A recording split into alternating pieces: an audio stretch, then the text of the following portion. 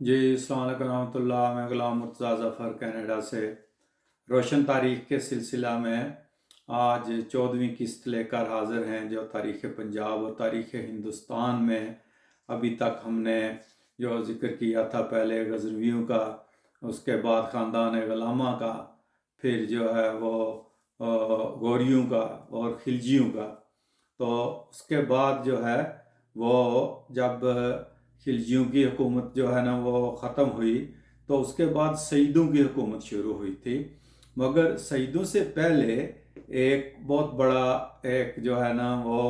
حملہ ہندوستان کے اوپر ہوا، جو کیا تھا امیر تیمور نے۔ اور امیر تیمور اگرچہ اس نے ہندوستان پہ حکمرانی نہیں کی، مگر اس نے ہندوستان کو تباہ و برباد کر کے رکھ دیا۔ اور اس نے ہندوستان کو کیا، اس نے پوری دنیا، چاہے وہ اسلامی دنیا تھی، چاہے وہ غیر مسلم تھے، عیسائی تھے، بدھ تھے، جو بھی تھے، روس سے لے کر، چین سے لے کر جارجیا اور آذربائیجان اور یہ آرمینیا اور استنبول، ہر ایک کی اس نے اینٹ سے اینٹ بجا دی۔ تو یہ ایک قسم کا خدا کا قہر تھا چنگیز خان کے بعد جو کہ نازل ہوا، اور یہ کہتا بھی اپنے آپ کو یہی تھا کہ میں جو ہے وہ خدا کا قہر بن کر جو ہے نا وہ نازل ہوا ہوں۔ ویسے اپنے آپ کو خدا کا نمائندہ اور مسیحا بھی کہتا تھا اور لوگوں کو ساتھ ملانے کی کوشش کرتا تھا۔ تو یہ جو امیر تیمور ہے،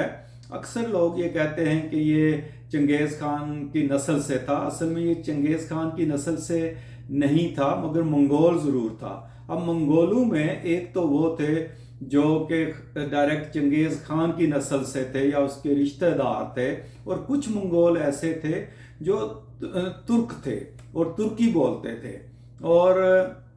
ان کی زبان بھی ترک تھی، تو وہ ترک منگول تھے، جن کو پھر بعد میں تاتاری کہا جانے لگا۔ تو یہ تاتاری منگول تھا۔ تو یہ منگول ہی اصل میں جو ہے نا وہ چنگیز خان کے بعد جو ہے نا وہ مغول اور مغولستان بھی بنا، ایک جو ہے نا وہ ماوراء نہر کا جو ایک حصہ تھا، مغولستان کی حکومت اس پہ قائم ہوئی، اور پھر وہاں سے یہ بگڑ کر مغول اور مغل جو ہے نا وہ بن گئے۔ اب ظہیر الدین بابر کو بھی کہتے ہیں کہ یہ امیر تیمور کی نسل سے تھا، تو یا وہ مغل تھا وہ، لیکن وہ ایک کچھ اس کا تعلق امیر تیمور سے بھی تھا اور کچھ جو ہے نا دوسرے منگول سے بھی جو ہے نا وہ تھا۔ تو یہ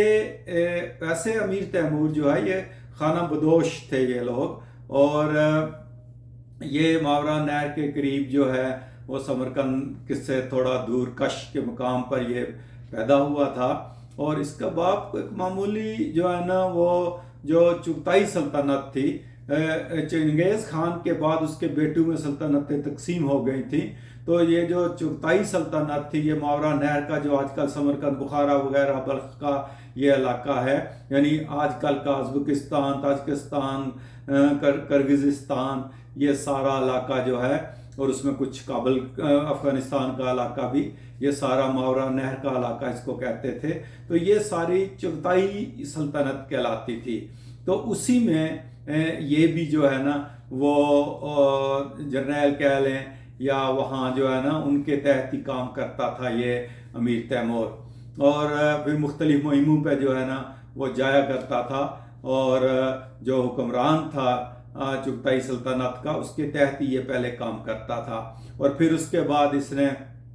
اپنی طاقت کو بڑھایا، اور پھر اس نے ماوراء نہر کے ایک حصہ کے اوپر یہ بلخ وغیرہ کا جو علاقہ ہے وہ قبضہ کر لیا، اور پھر اپنی سلطنت اس نے جو ہے نا وہ قائم کر لی، اور اس کے بعد پھر یہ کسی کے قابو میں نہیں آیا، اور یہ بڑھتا ہی چلا گیا۔ اور یہ کرتا کیا تھا کہ اس نے پہلے بڑا ٹائم لگایا، کئی سال لگائے، اور اس نے تمام جو خانہ بدوش قبائل تھے ان کو اکٹھا کیا، یعنی جس طرح آج کل آپ ارطغرل میں دیکھتے ہیں، یا عثمان میں، یا الپرسلان کی جو سیریز چل رہی ہے، یا باربروسا کی، تو یہ سارے وہی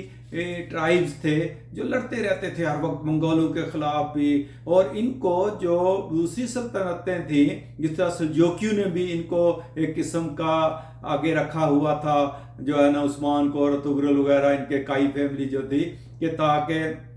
یہ بارڈر پہ لڑتے رہیں ان کے ساتھ۔ تو کچھ سلطان ان کو ہائر بھی کرتے تھے کہ آپ ہماری بارڈروں کی حفاظت کرو، اور یہ پیسے لے کر لڑتے بھی تھے اور ان سے کچھ فائدے بھی اٹھاتے تھے۔ تو یہ بھی اسی طرح پہلے سارے قبائل کو ساتھ ملاتا گیا، اور اس کے بعد اس نے اب خود لیڈر بن گیا، اور جب جو دوسرے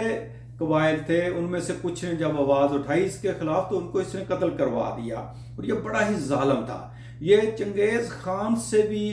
چنگیز خان تو اس کے مقابلے میں کچھ بھی نہیں تھا، اس نے تو کہتے ہیں کہ 1,70,00,000 تک لوگ مروا دیے تھے،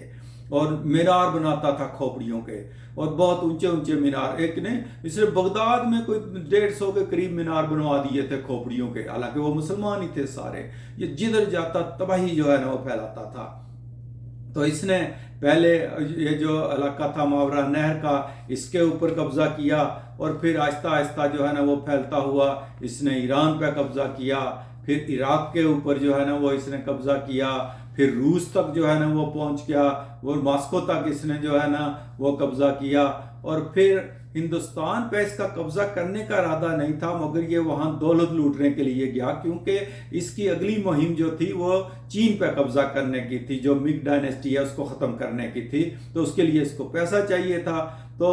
پہلے چونکہ یہ جو ابھی چل رہی تھی جو ہے نا وہ وہاں حکومت جو ہے ان کی، اس سے پہلے وہ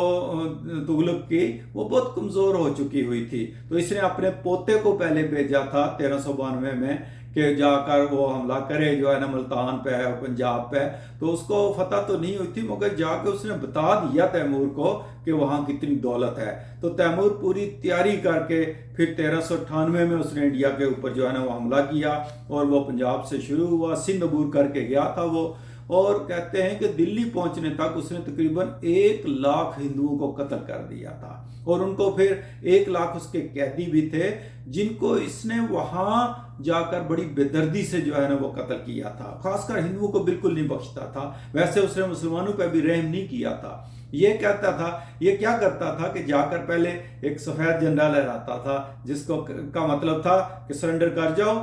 اگر وہ کرتے تھے تو پھر کچھ نہیں کہتا تھا، اگر وہ نہیں کرتے تھے پھر ایک سرخ جھنڈا لہراتا تھا، پھر کہتا تھا کہ اب میں صرف فوجیوں کو ماروں گا، سویلین کو نہیں ماروں گا، تو ابھی بھی آپ سرنڈر کر جاؤ، تو فوجیوں کے ساتھ تو میں جو کروں گا عام آبادی کو کچھ نہیں کہوں گا۔ جب پھر بھی لوگ یا فوج سرنڈر نہ کرتی تو پھر ایک کالا جھنڈا لہراتا تھا، اور پھر اس کے بعد کسی کو بخشتا نہیں تھا۔ تو جب اس نے دلی کے اوپر حملہ کیا تو اس وقت بھی وہاں ناصر الدین محمود تغلق کی حکومت تھی، تو اس نے جا کر وہاں پہلے تو وہ 1,00,000 ہندو جو تھے ان کو مارا، پھر اس کے بعد وہ سرنڈر بھی کر گئے، تو پھر بھی اس کے فوجیوں نے وہاں کے لوکل آبادیوں کے ساتھ بہت زیادتی کرنا شروع کر دی، تو لوگوں نے پھر اس کے خلاف بغاوت کی وہاں کہ یہ تو ہمارے ساتھ بہت ظلم کر رہے ہیں اس کے فوجی۔ تو وہاں کے جو ہندو تھے کہتے ہیں کہ انہوں نے اپنے بیوی بچوں کو پہلے زندہ مار دیا یا جلا دیا، اپنے گھروں کو آگ لگا دی، اور پھر اس کے خلاف ہو گئے، تو پھر اس نے اپنی فوج کو دلی میں داخل کیا، اور پھر کہتے ہیں کہ کوئی بھی مرد اس نے چھوڑا نہیں تھا، کوئی بھی بچہ نہیں تھا، اور وہاں اس نے پھر جو ہے نا وہ قوموں کے کھانے کے لیے جو ہے نا وہ لاشیں پھینک دیں، اور پھر وہاں کھوپڑیوں کے مینار جو ہے نا وہ وہاں بنوائے۔ ویسے یہ خود وہاں زیادہ نہیں رہا تھا ہندوستان میں، کوئی کہتے ہیں کہ 3-3.5 مہینے رہا، کچھ کہتے ہیں کہ سال رہا تھا، مگر یہ وہاں پھر اس کو جو ہے نا وہ سید کو جو خضر خان تھا اس کو اپنا حکمران بنا کے، کیونکہ یہ خضر خان کے بھی تغلقوں کے ساتھ جو ہے نا وہ شروع ہو گئی تھی جو ہے نا وہ ناراضگی، تو یہ لاہور کا گورنر تھا، تو اس نے پھر جو ہے نا یہ مل گیا تھا تیمور سے، اور تیمور سے ملنے کے بعد جو ہے نا یہ انہوں نے پھر دلی کو فتح کیا، اور وہاں سے ناصر الدین محمود تغلق بھاگ گیا، اور پھر بعد میں اس نے دوبارہ آ کے کچھ عرصہ کے لیے قبضہ کیا تھا اپنے دلی کے اوپر، مگر پھر وہاں سید جو ہے نا وہ آ گئے، لیکن وہ سید تیمور کے نمائندے ہی ہوتے تھے، انہوں نے الگ سے اپنا لقب اختیار نہیں کیا تھا۔ تو تیمور نے بھی چونکہ خانے صرف چنگیز خان کی نسل کے لیے لقب استعمال ہوتا تھا، تو اس نے امیر کہلانا شروع کیا، تو امیر تیمور جو ہے نا، اور یہ جس نے ایران کو فتح کیا، بلکہ وہ بڑا مشہور ہے کہ شیراز اور نے جو ہے نا وہ ہتھیار ڈال دیے تھے، تو حافظ شیرازی جو بڑے مشہور شاعر تھے، ان کا کوئی ایک شعر تھا کہ اس نے کہا تھا کہ میں اپنے محبوب کے جو رخسار کا تل ہے اس کے بدلے سمرقند اور بخارا قربان کر دوں۔ تو اس کو تو میر تیمور کو بڑا غصہ آیا، اس نے بلایا حافظ شیرازی کو، اور اس نے کہا کہ میں نے سمرقند اور بخارا کو سونے کی چڑیا بنا دیا ہے، پوری دنیا کو میں نے طے کیا سمرقند بخارا کو عروج دینے کے لیے، اور تم جو ہے نا 2 ٹکے کے شاعر ہو کر جو ہے نا وہ سمرقند اور بخارا کو اپنے محبوب کے دل پہ بیچنا چاہتے ہو، میں تمہیں نہیں چھوڑوں گا۔ تو وہ بھی حافظ شیرازی بھی جو ہے نا وہ کہتے ہیں کہ بڑا جو ہے نا وہ حاضر جواب تھا۔ تو اس نے کہا بادشاہ سلامت، مجھے معاف کر دے، میری اسی فضول خرچی نے تو مجھے اتنا غریب کر دیا ہے کہ اب میں اس حال میں ہوں۔ تو اس سے امیر تیمور بڑا خوش ہوا اور اس کو پھر اپنے دربار میں رکھ لیا تھا۔ تو اس طرح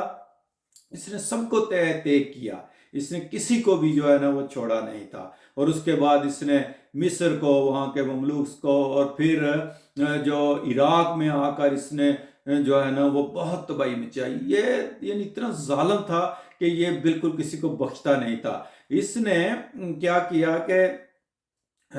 ہندوستان میں بھی کہتے ہیں کہ اس نے ایسے ہی کیا تھا کہ وہاں جو ہاتھی تھے اس کے ناصر الدین محمود کے، تو اس نے اپنے اونٹوں کے اوپر جو ہے نا وہ لکڑیاں باندھ کے ان کو آگ لگا کے بھگا دیا تھا ہاتھیوں کی طرف، اور اونٹ جب آگ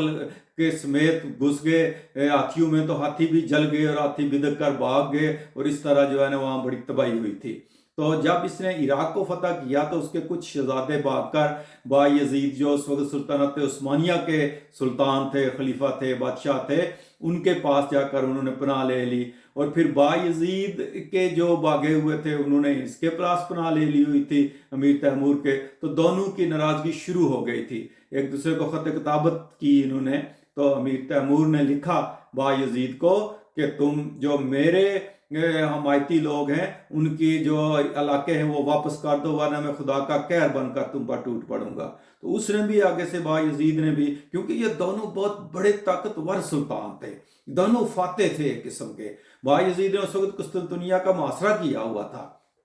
مگر اس نے امیر تیمور نے اندر اندر سے جو بایزید کے جو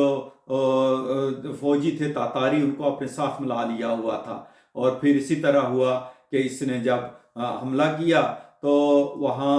انقرہ کے قریب ایک گاؤں تھا، وہاں پہ ان دونوں کا آمنا سامنا ہوا، اور پھر جو ہے نا وہ اس کا پلہ بھاری رہا امیر تیمور کا، اور بایزید بھاگنے لگا، مگر ایک تیر لگنے سے اس کا گھوڑا زخمی ہو گیا، تو اس کو زندہ پکڑ لیا، پھر اس نے گرفتار کیا بایزید کو، اور پنجرے میں بند کر کے یہ اس کو لے آیا تھا، اور پنجرے میں بند کر کے اس کو رکھا، اور پھر آخر پہ وہ قید میں ہی جو ہے نا عثمانیہ سلطنت کا اتنا بڑا سلطان اور خلیفہ وہ جو ہے وہ وہاں اس کی قید میں ہی مر گیا تھا۔ مگر یہ بہت بڑا ظالم تھا امیر تیمور، اور اس طرح اس نے پوری دنیا میں ایک تباہی کے ڈنکے بجائے۔ تو اس کو تیمور لنگ بھی کہتے تھے، وہ لنگ اس لیے کہ وہ ایک دفعہ ایک جنگ کے دوران اس کے پاؤں پہ تیر لگ گیا تھا یا اس کی پنڈلی میں، تو وہاں یہ زخمی ہو گیا، تو اس کی وجہ سے لنگڑا کے چلتا تھا۔ ویسے جو انگریز ہیں وہ تو کہتے ہیں کہ یہ ایک بھیڑ چوری کر رہا تھا تو چرواہے نے اس کو تیر مارا تھا تو یہ لنگڑا ہو گیا تھا، لیکن کہتے ہیں کہ 1942 میں جو ہے نا اسٹالن نے اس کی قبر کھدوائی تھی اور وہاں سے نکالا تھا، اور وہاں اس کو جو ہے نا وہ دیکھا گیا تھا کہ واقعی یہ پیدائشی لنگڑا تھا، اس کی ٹانگوں کا کوئی فرق تھا۔ مگر اس کی قبر کے بارے میں بھی بڑی عجیب و غریب باتیں ہیں کہ کہتے ہیں کہ اس نے وہاں ایک پتھر لکھا ہوا تھا کہ اس نے کہا تھا کہ جب میں دوبارہ زندہ ہوں گا تو میری ہیبت سے دنیا کانپ جائے گی، اور اگر جس نے میری قبر کی بے حرمتی کی تو میرے سے بھی بڑا ظالم حکمران جو ہے نا وہ اس پہ حملہ کر دے گا۔ تو کہتے ہیں نادر شاہ نے جو ہے نا وہ حملہ کیا تھا، ایران والے نے اس کی قبر کو اور اس کے پتھر کو اکھاڑ کر لے آیا تھا، تو نادر شاہ پہ کہتے ہیں کہ بڑی تباہیاں آنی شروع ہو گئی، تو اس نے واپس جا کے وہ پتھر لگوا دیا تھا، وہ جا کے راتے ہوئے ٹوٹ گیا مگر لگا دیا۔ اسٹالن نے کہتے ہیں جب اس کی قبر کو کھدوایا تو لوگوں نے کہا کہ نہ کھدوانا، تم پہ اچھا نہیں ہوگا، तो उसके बाद हिटलर ने हमला कर दिया स्टालिन पे और स्टालिन को बहुत बुरी शिकस्त होने लगी थी। फिर जब उसने 2 साल के बाद इसकी कब्र को, इसकी लाश को वापस दफनाया स्टालिन ने, तो उसके बाद कहते हैं कि हिटलर को शिकस्त हो गई थी स्टालिनग्राड में। तो ये रवायत मशहूर है, कहानियाँ वल्लाह आलम ये सही है या नहीं है, मगर कहते हैं कि इस तरह हुआ। मगर बजाते खुद ये जो तैमूर था, अमीर तैमूर, ये सबसे जालिम हुक्मरान था। अपने आप को खुदा का नुमाइंदा कहता था, मगर ये खुदा का कहर था। मगर अब बायजीद को हम हीरो कहेंगे कि अमीर तैमूर को कहेंगे, मगर हिस्ट्री दोनों बना गए अपनी अपनी। तो ये इसकी कहानी थी। और हिंदुस्तान में ये फिर अपने नुमाइंदे सैयद छोड़ गया था, तो फिर सैयदों की बात जो है वो इसके बाद करेंगे अगली किस्त में।